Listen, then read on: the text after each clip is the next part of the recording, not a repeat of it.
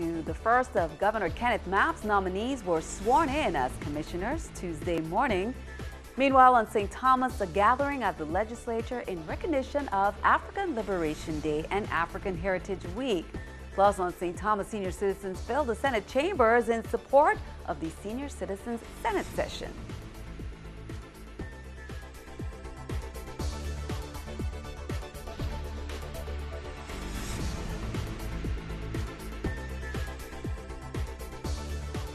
Hello, happy Tuesday. Welcome. Thank you for joining us on this edition of News 2.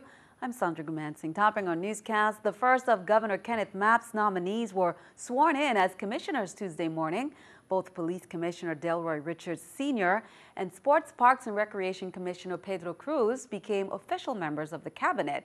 And they're only two of a handful who made it through. News 2's Erica Parsons has the story. 4 months after being nominated for the posts of Police and Sports, Parks and Recreation Commissioners, Delroy Richards and Pedro Cruz were officially sworn into office. I take this obligation freely, and that I will faithfully and impartially Supreme Court Justice Maria Cabret administered the oath of office for the pair, who were confirmed by the Senate just this month in May. This was definitely a long process. Cruz and Richards are two of only 6 nominees that were approved by the Senate this month. 11 others were voted down because of the higher salaries they would be coming in at. Governor Mapp addressed the Senate's decision asking why Virgin Islanders are worth less than their counterparts who come from the states when it comes to compensation. Governor Mapp said the people he selected to head various departments are more than qualified. Designees in this cabinet walked into a government that could not afford to pay income tax refunds. We are on our way to pay $4+ million of income tax refunds every month. We walked into a government where the Division of Workmen Compensation could not pay damaged and injured employees their benefit nor pay their medical bills. People are receiving their money and the healthcare providers are being paid for their services. The Senate's vote isn't a rejection. The full body went into recess after the vote, and the governor says he and the lieutenant governor will continue to work with lawmakers to approve the entire cabinet. Trust me, we're going to have more. Erica Parsons, News 2. Education Commissioner Dr. Sharon McCollum, Labor Commissioner Catherine Hendry, and BMV Director Lawrence Olive, as well as Vitima's Director Mona Barnes, were also confirmed by the Senate. McCollum and Olive will be sworn in Wednesday on St. Thomas. Meanwhile, on St. Thomas, a gathering at the St. Thomas Legislature in recognition of African Liberation Day and African Heritage Week. Residents, including young people and some lawmakers, witnessed as the red, black, and green flag was hoisted on the legislature grounds. There was also libation as the names of ancestors were called, as well as musical renditions by VI students. Today we have an official ceremony where which is required by law, that we place the African Liberation flag on our flagpole, and that we have some fitting ceremony that honors those who gave tirelessly and of their sweat, blood, and tears for the advances and the privileges that we have today. Also on St. Thomas, senior citizens filled the Senate chambers in support of the Senior Citizens Senate session. Senior citizens replaced each of the senators for that session, eventually approving a measure that requires all Virgin Islands hospitals to allow a patient an opportunity to designate a caregiver upon entry into the hospital. Be a senior citizens session, not a mock session, a senior citizens session. There's no mockery involved with our senior citizens. Blood, sweat, and tears we do not take for granted. So this morning we have invited the youth, the future generation of these islands, to be with us, to be with you as we light the torch and pass the torch to them. In the United States, Memorial Day is celebrated on the last Monday in May, and the territory has made a tradition of fully recognizing the holiday. On Monday, all 3 islands took time to remember the military men and women who were lost in wars or while in service. News 2's April Knight has the highlights from St. Thomas. Sandy St. Thomas fell silent on Monday. Memorial Day activities were held simultaneously on all 3 islands as the territory came together to remember the fallen. Being able to be free and do the things that we are doing and that we take for granted, is because of the many individuals that have paid that ultimate sacrifice. On St. Thomas, it was a solemn affair, starting with a visit to the fallen soldiers' grave sites. And then servicemen, government leaders, and young people marched toward the Emil White Memorial. And there, by the seaside, flowers were thrown to the sea in remembrance, and afterwards a gun salute to honor the dead. Finally, a memorial ceremony at the Roosevelt Veterans Park, where leaders stressed the importance of remembering this day each year. It's important that we continue to recognize them on a serious level. Don't just, go through the motions with them, but recognize them on a serious level for what they have done and what they have contributed to our freedom. But according to a mother who lost her son to the service, remembering our heroes is an everyday affair. Today, let us remember. Tomorrow, let us remember. Remember those men and women we loved and lost. For News 2, I'm April Knight. Now, similar events were also held on St. Croix for Memorial Day. The remembrance began with a parade through Frederiksted that ended at the Vern Richards Veterans Memorial Park. The procession then followed with the ceremonial laying of the wreath in the water for those soldiers who lost their lives. Members of the American Legion Post honored prisoners of war and those missing in action with a chair that's covered with the POW flag. Governor Mapp addressed the crowd and thanked veterans for their service.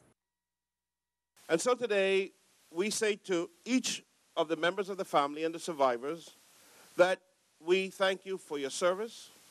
We thank those that gave the ultimate sacrifice.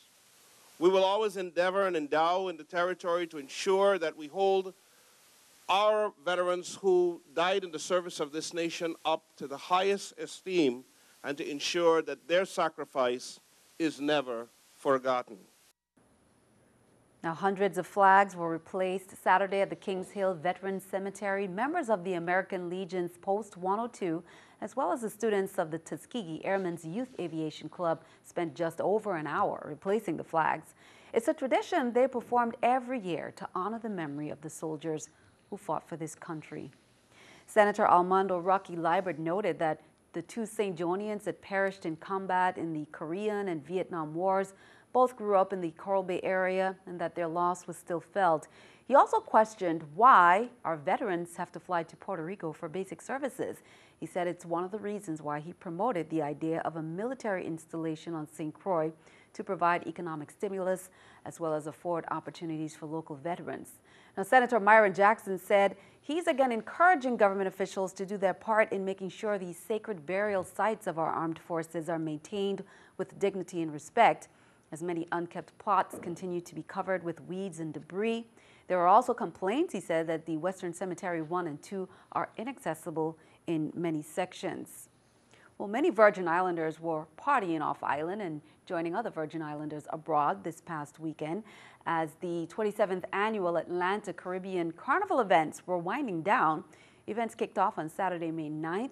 Many Virgin Islanders gathered at the VI picnic at Lenora Park on Sunday. Now, in Orlando, it was a similar scene during Orlando's Carnival, which is a 3-day festival held during the Memorial Day weekend.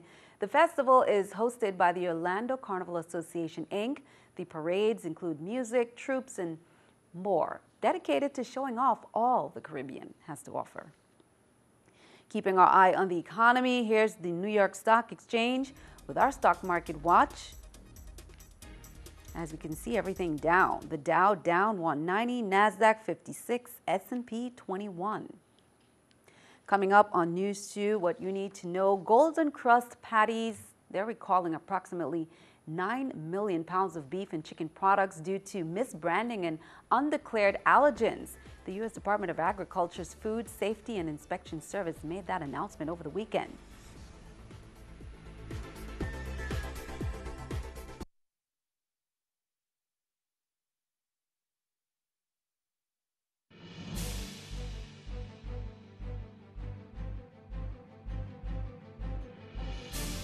On Saturday, May 23rd at 4:28 a.m., the 911 emergency call center received a call from a worker of the Montbijou dump site stating that a child had been discovered wandering throughout the dump site. The 3-year-old child was taken by officers to the Louis Hospital for observation. Meanwhile, the child's mother had contacted 911 and reported that her child was missing. Rashida Bell of Estate Montbijou was interviewed by officers and Human Services caseworker. She said she had went to bed around 3 a.m. with the child in the bed with her. She woke up to use the restroom and discovered her child was missing. Police say on Friday, May 22nd, 43-year-old Louis Augustus Brown of Content was placed under arrest pursuant to a warrant that had been signed by Magistrate Court Judge Carolyn P. Herman Purcell. Brown was charged with first-degree robbery, grand larceny, third-degree assault, and possession of a dangerous weapon during the crime of violence. On Friday, May 22nd, around 12:53 a.m., 22-year-old Derek Johnson of Sugar Estate was placed under arrest and charged with third-degree burglary, grand larceny, and possession of stolen property. The charges and arrest stem from an incident that occurred on May 21st at 1:39 a.m. at the Fat Turtle restaurant, where Johnson was observed on surveillance video removing items from the business. According to reports, bail for Johnson was set at $25,000. Oral Wheatley, who is the fire chief of St. Thomas St. John, said on May 25th at 6:57 a.m. the Lima Company received an emergency call regarding a structural fire at number 7268 Bovoni Homes. He said both units from Lima Company responded to the scene. The residents were found outside. Firefighters made entry and contained the fire to the kitchen area, he said. The residence was thoroughly inspected and ventilated, plus salvage and overhaul operations were conducted. The American Red Cross was contacted to assist the displaced residents. At 8:40 a.m., both units returned to the Lima Company. The arson investigation unit continues to investigate.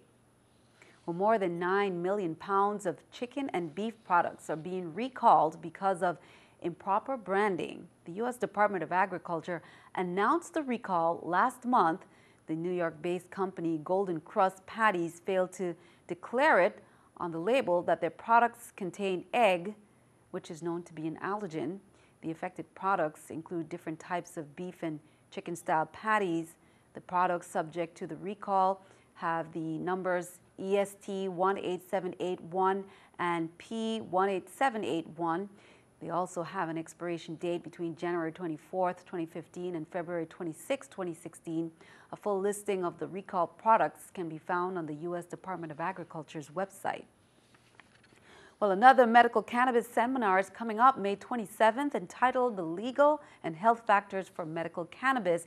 Senator Nelson says 2 professionals, attorney Ken Sobel, who has had direct experience with the cannabis laws in many states, and nurse Heather Manus, who specializes in medical cannabis healthcare from California, will be present.